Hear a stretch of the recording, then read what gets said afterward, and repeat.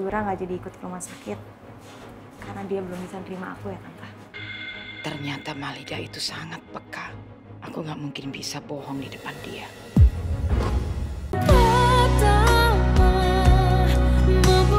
Pagi sayang.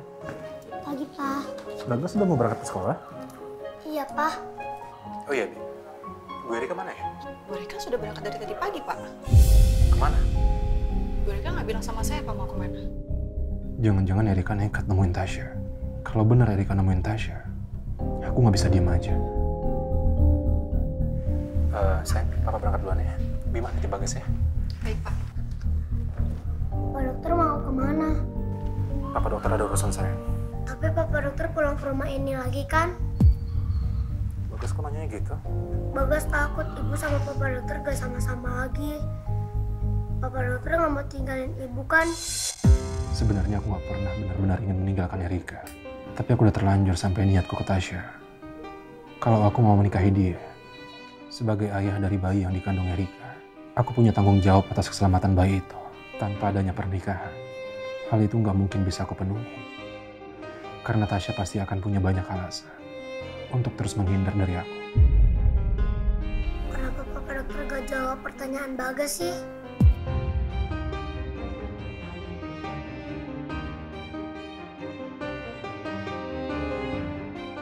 Bagas tenang aja ya sayang ya.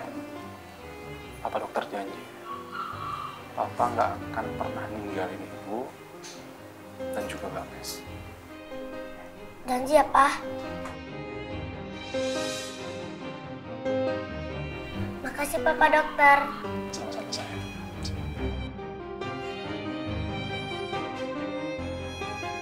Aku nggak tahu apa rumah tanggaku dengan Erika masih bisa dipertahankan. Tapi apapun yang terjadi, aku akan tepati janjiku sama Bagas. Tante kenapa diem aja? Biasanya kalau pergi sama aku Tante tuh banyak cerita loh.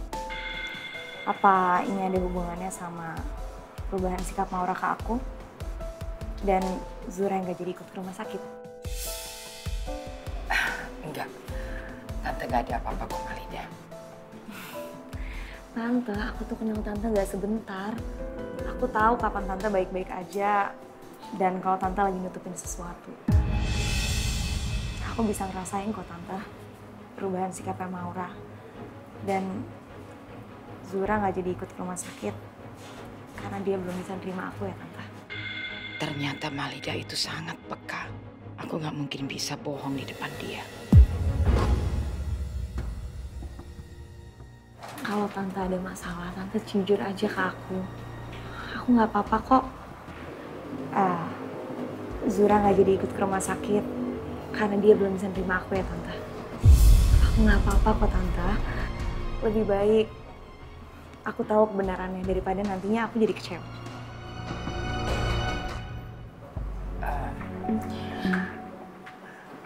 Maafkan Tante ya Malida. Tante sebetulnya cuma nggak ingin kamu kecewa. Tante khawatir kamu jadi sedih kalau kamu tahu Zura itu belum bisa menerima kamu. Aku nggak masalah kok Tante. Aku ngerti kalau Zura belum bisa nerima aku. Yang penting Tante jujur sama aku ya. Tapi Tante janji sama kamu, secepatnya Zura bisa menerima kamu karena kamu kan akan menjadi ibu sambungnya Zura. Dan Tante juga yakin kalau Zura sudah kenalan sama kamu, pasti dia akan bisa menerima kamu. Semoga ya Tante. Iya. Semalam Tante ribut sama anak perempuan itu. Oh ya? Anak perempuan itu nekat mau masuk ke ruang ICU karena mengira mamanya ada di ruang ICU-nya Firman. Jam berapa Tante? Sudah hampir tengah malam. Mungkin ya jam 11 malam. Tapi kan itu udah bukan jam besuk Tante. Ngapain dia ke rumah sakit malam-malam untuk cari ibunya? Atau ibunya juga lagi dirawat di sini? Makanya dia cari ibunya ke ruang ICU Firman karena ibunya nggak ada di kamar.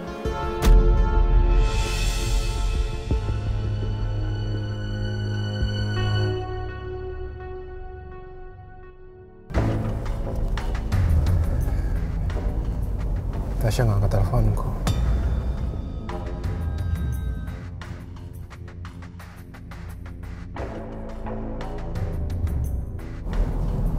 Ayo Syah, angkat teleponku.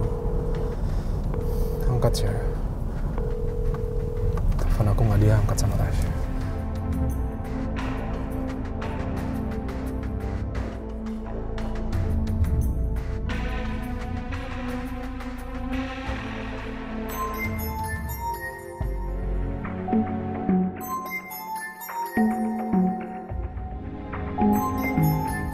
Mas Riko nelpon aku pasti pengen tahu aku pergi kemana.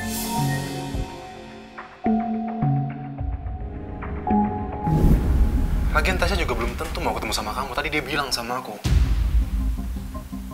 Dia takut ketemu sama kamu. Takut kamu nyakitin dia lagi dan kandungan dia. Aku nggak nyangka Mas Riko dan Tasya bisa punya pikiran sepicik itu tentang aku. Apa di mata kamu aku emang seburuk itu, Mas? Telepon aku juga nggak diangkat sama Erika.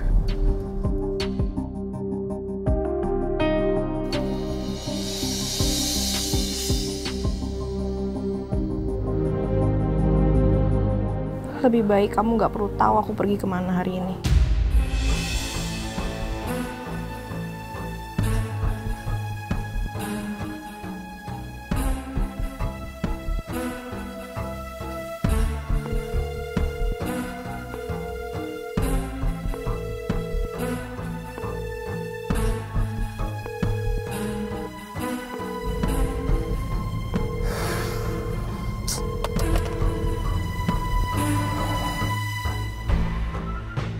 Aku nggak akan biarin Erika nemuin Tasya. Apalagi sampai mereka berdua bertengkar.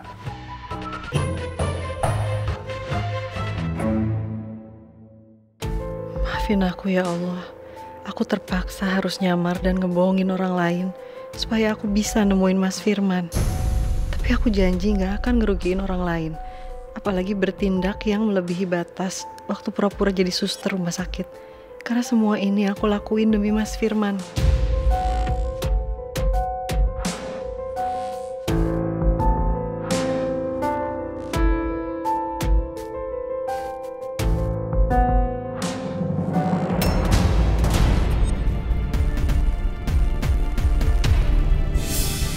Ya ampun, saya minta maaf, Sus.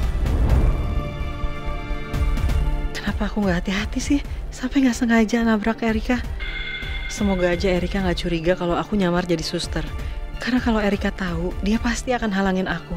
Karena resiko ini emang besar. Dan kalau sampai ketahuan, pasti semua bisa jadi masalah baru. Suster ini kok kayaknya familiar banget mukanya. Kalau dia nggak pakai masker, pasti mirip banget sama Mbak Nabila. Apa jangan-jangan dia emang Mbak Nabila yang sengaja nyamar? Makasih ya. Sus.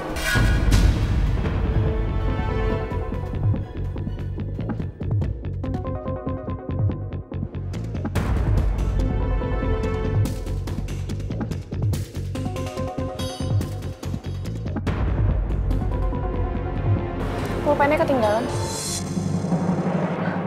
Iya, makasih. Kayaknya nggak mungkin kalau Mbak Nabila senekat ini. Apalagi Mbak Nabila juga masih dirawat dan harusnya masih diinfus. Aku nggak boleh suzon sama Mbak Nabila.